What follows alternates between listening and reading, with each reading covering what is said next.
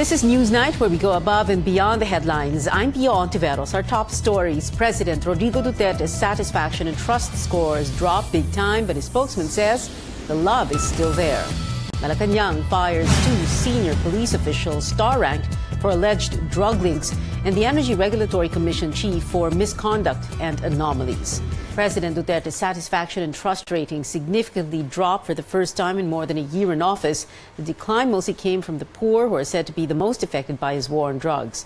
Our Rex Remigio tells us the details. Rodrigo Duterte won the 2016 presidential elections with an overwhelming 16 million votes. But for the first time after more than a year in office, his ratings are starting to significantly drop.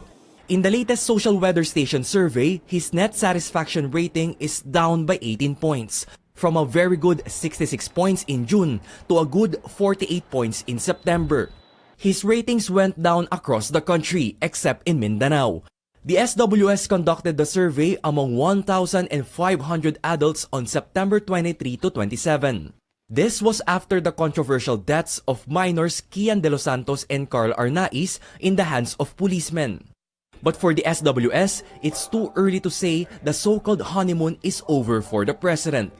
The SWS says the decline in his ratings is just normal, like what happened to past presidents. A single quarter decline won't necessarily mean the end of a honeymoon. For example, late President Corazon Aquino's rating also fell by 17 points after more than a year in office and several coup attempts. The same thing happened to former President Erap Estrada, who had to deal with corruption allegations, and Gloria Macapagal Arroyo, who was accused of cheating in the 2004 presidential elections. Former Presidents Fidel Ramos and Noynoy Aquino were exceptions to this trend. Their ratings remained relatively stable a year into their term. Pretty normal for any president as far as our survey data is concerned, for their net satisfaction ratings to go down as we move along into their term. The decline in President Duterte's ratings came mostly from classes D and E, or the so-called masa, which comprise 9 of every 10 Filipinos. For political analyst and University of the Philippines professor Jean Franco, it could have something to do with how the poor see the war on drugs. There were already phases to which we can attribute perceived police brutality on the reported EJ case. No? May pangalan na, like there's Kian, there's Carl. The SWS and Franco cannot say the president's ratings would recover or continue to drop. What's important, they say, is for President Duterte to fulfill his campaign promises. Rex Remigio, CNN, Philippines. In other news, President Duterte ordered the dismissal of 2 senior star-ranked police officials for their alleged inaction on illegal drug trade in the areas.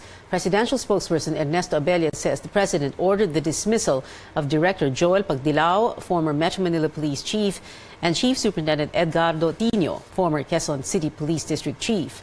Pagdilao and Tino were relieved in July last year after the president included them in the so-called narco generals list. Executive Secretary Salvador Medialdea signed their dismissal orders on October 5th. Evidence shows that both generals deliberately refused, without cause, to perform their duties as police officers, resulting in the proliferation of the drug trade in their areas of jurisdiction, thus the President's decision. The president also ordered the dismissal of Energy Regulatory Commission Chairman Jose Vicente Salazar. CNN Philippines obtained a copy of the dismissal order signed by Medialdea, Executive Secretary Medialdea, on October 6th. The order states Salazar was found guilty of bid rigging and threatening ERC commissioners and officers. In relation to investigations, Salazar denied all the charges. The late ERC Director Francisco June Villa accused Salazar of anomalies. He committed suicide last year. His sister, broadcaster Chari Villa, says her brother can finally rest in peace. There's no stopping the family of hazing victim Atio Castillo from bringing to justice those responsible for their son's death. Castillo's parents named more respondents in the case. Anjo Alimario reports live from Manila. Anjo, who are these new respondents and what is the basis for including them?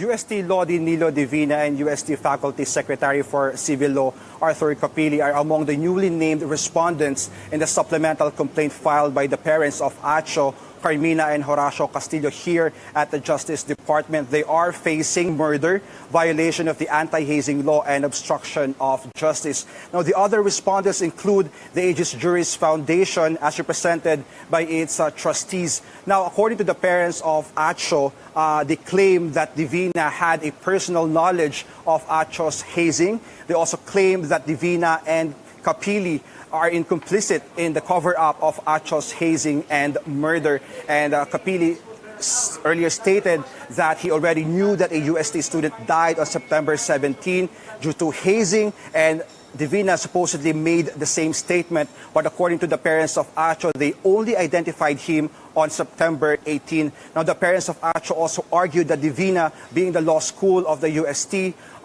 they said that Divina it's his responsibility to know and to make sure that the anti-hazing law will be complied with, especially that no physical violence would happen during the actual initiation. Now, here's what Attorney Lino Kapunan said earlier. It seems that Asho went to the law office to pay his respect to his senior brads. So what does this mean? I think from the records, it seems that the dean and the other senior brads at Divina Law were aware that Acho was a neophyte. Now, the first batch of respondents has until October 24th to file their counter affidavits, while the second batch of respondents, including Dean Nilo Divina, will be subpoenaed to attend the next hearing. But Divina, in a text message, tells us that he has yet to read the supplemental complaint affidavit. Pia. Andiyan, nasa hearing din yung mga doktor ng Chinese General Hospital, ng emergency room, no? Ikwento mo nga sa amin ano nangyari. This is the first time na nag-usap sila ng mga magulang ni Ateo. That's right, Pia. It's the first time that the parents of Acho met the hospital staff of the Chinese General Hospital. They're here because they are some of the witnesses of the Manila Police District. Now, after the hearing, they had a moment. They talked. The hospital staff had a chance to talk to the parents of Acho, but we didn't have the chance to fully listen in to the whole conversation. But we overheard the doctor introducing the hospital staff to the parents of Acho, and also recalling what happened during that moment when Acho was brought to the hospital, Pia.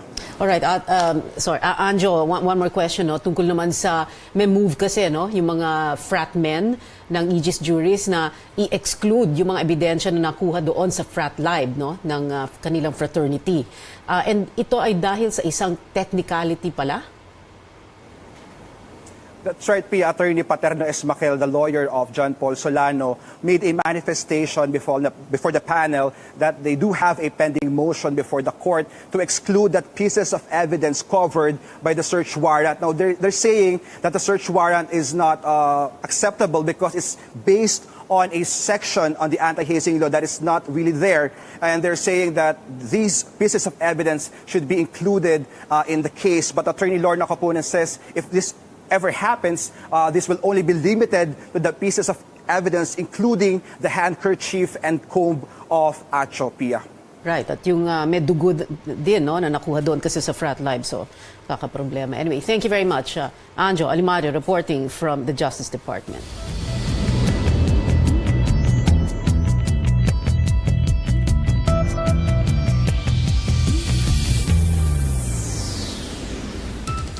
Heads up, Meralco customers expect a slight increase in your October bill. The power distributor is raising rates by around 3 centavos per kilowatt hour. That means a typical household consuming 200 kilowatt hours will pay an additional 6 pesos for the month. The rise in charges is caused by higher generation charges. Business leaders continue to mourn the death of icon and philanthropist Washington Sisip. He passed away on Saturday at the age of 96. In a joint meeting of business chambers, leaders paid their respects to the founder of the accounting firm SGV & Company and the Asian Institute of Management. They remember Sisip as a man who advised many and mentored many, not just in the business community, but in government as well. His guiding principle, putting the country above all. It's about integrity, it's about the business sector working together, and I think it's the power of the business sector to change what's going on in society today. Well, Mr. Sisip was literally a legend in his time, as you can see from all of the tributes that are coming in from the business community. Of course, he calls himself a bookkeeper, but actually he was much, much more than that. And I remember on his last birthday, I remember whispering to him, I said, Wash, you're going to keep me inviting on your birthday. I want to go to your 100th birthday. He said, no, you come to my 110th. And that's it for tonight. Thank you for your time. I'm Pia Hontiveros. See you again tomorrow for News Night, where we go above and beyond the headlines.